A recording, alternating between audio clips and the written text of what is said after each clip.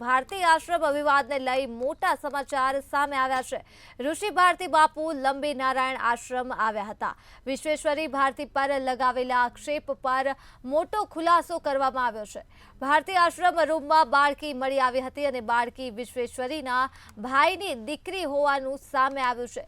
વિશ્વેશ્વરી માતાએ મીડિયા સમક્ષ હૈયા ફાટ રુદન કર્યું હતું અને જણાવ્યું કે મેં સંન્યાસ લીધા પછી કોઈ જ ખોટું કામ કર્યું નથી। કોઈ દીકરી સાથે સાધુ બન્યા પછી આવું થાય તે યોગ્ય નથી।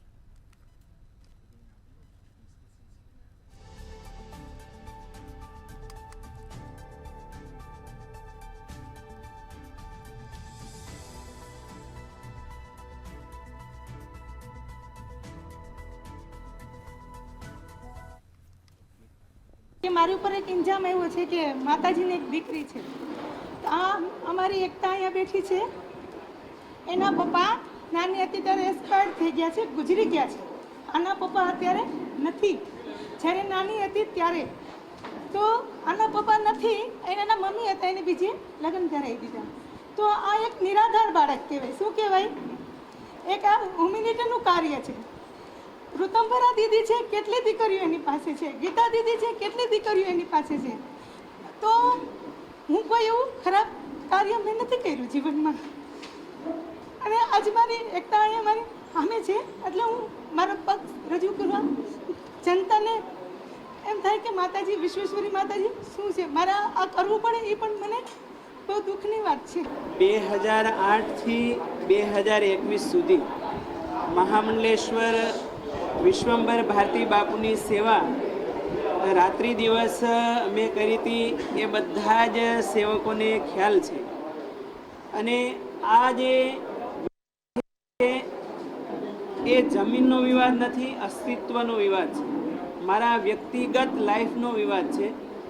અને જે લોકોએ ઇલ્ઝામ લગાવ્યા છે એના હું 2-3 દિવસથી સતત મારા ટ્રાવેલિંગ પ્રવાસમાં પણ મીડિયાના માધ્યમ દ્વારા જવાબ આપતો રહ્યો છું। અને આજે પણ ગુજરાતના સર્વે ઇલેક્ટ્રોનિક અને પ્રેસ મીડિયાના તમામ મિત્રોને હું જણાવવા માગું છું કે આજે ગુજરાતભરના તમામ વર્ણના સેવકો છે। હમણાં કોણ પૂછતું હતું કે ભાઈ આ સમાજ નહીં, એક સમાજના નથી, સમાજ ક્યારેય એક સમાજનું હોય જ ના શકે, પણ જે સમાજમાં એનો જન્મ થયો એને તો જ્ઞાતિ ગૌરવ હોવાનો જ છે। પણ આજે તમે જો આજે બધા સમાજના સેવકો છે અને આજે આવ્યા છે તો એમનો ભાવ છે, અમે કોઈ નિમંત્રિત નથી કર્યા।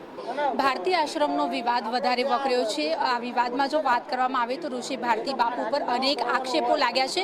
આ બધા આક્ષેપો નો ખુલાસો કરવા માટે થઈને ઋષિ ભારતી બાપુ જે છે તેઓ અમદાવાદ આવ્યા છે। એમની જોડે વાત કરીશું। બાપુ, જે પ્રમાણેના આક્ષેપો તમારા ઉપર લાગ્યા, તમારી ગેરહાજરીમાં એક ઇન્ફ્લુએન્સર જે છે, જે વિવાદિત છે, એ તમારા આશ્રમમાં, તમારા રૂમમાં આવી અને અનેક આક્ષેપો કર્યા, તમારું શું કહેવું?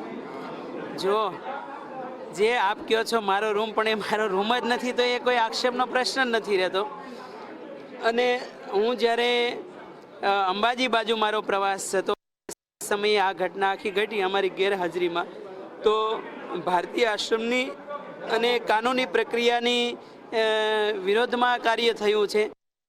અને આપે જેમ હમણાં કીધું એમ કે એ બે વ્યક્તિ કોણ છે તો મને પરિચય ખ્યાલ નથી, તો એવા લોકોને લઈને તમારે આખું વાતાવરણ બગાડવું, કારણ કે ભારતી બાપુના ગુરુ આપણા અવંતિકા ભારતી બાપુ, એમની 50મી નિર્વાણ તિથિ આવી હતી અને એમના આ દિવ્ય ભંડારો અને કલ્યાણાનંદ ભારતી બાપુનો 16સી ભંડારો, એનું ભવ્ય આયોજન આખું હતું અને એ વાતાવરણને આખું બગાડવા માટે આ પ્રયાસો થયા હોય એવું મને લાગે છે।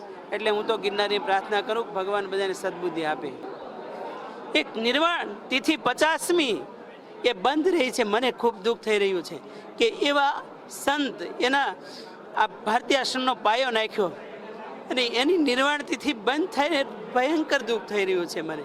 અને એના માટે પૂછો મારા ભક્તોને, હું રાત દિવસ દોડ્યો છું કે અમારા બાપલિયાનો આ ભંડારો આખા ગુજરાતમાં એ શ્રેષ્ઠ રીતે થાય, અને છતાં મને ટોર્ચિંગ કરી અને આ ભંડારો બંધ કરાવવામાં આવે છે।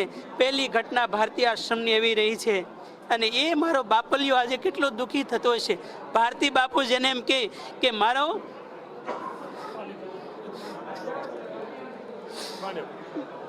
બાપુ 4 મહિનાથી અમારા પ્રયાસો સતત ચાલુ હતા. મારા ભક્તોને આગળ મેં જોડી ફેલાવી છે. ભારતી બાપુ જે છે તેમણે વાત કરી છે કે તેમના જે ભક્તો દ્વારા જે પણ નિર્ણય લેવામાં આવશે તે તેમને માન્ય રહેશે અને બીજા જે પણ લોકો જે છે સંતો મહંતો તેમની સાથે પણ તેઓ બેઠક કરવાના છે અને તેમને પણ જે પ્રકારેનો નિર્ણય લેશે તે પણ તેમને માન્ય રાખશે. કેમેરા પર્સન કેતન શ્રીમાળી સાથે અનિતા પરમાર, મંતવ્ય ન્યૂઝ, અમદાવાદ.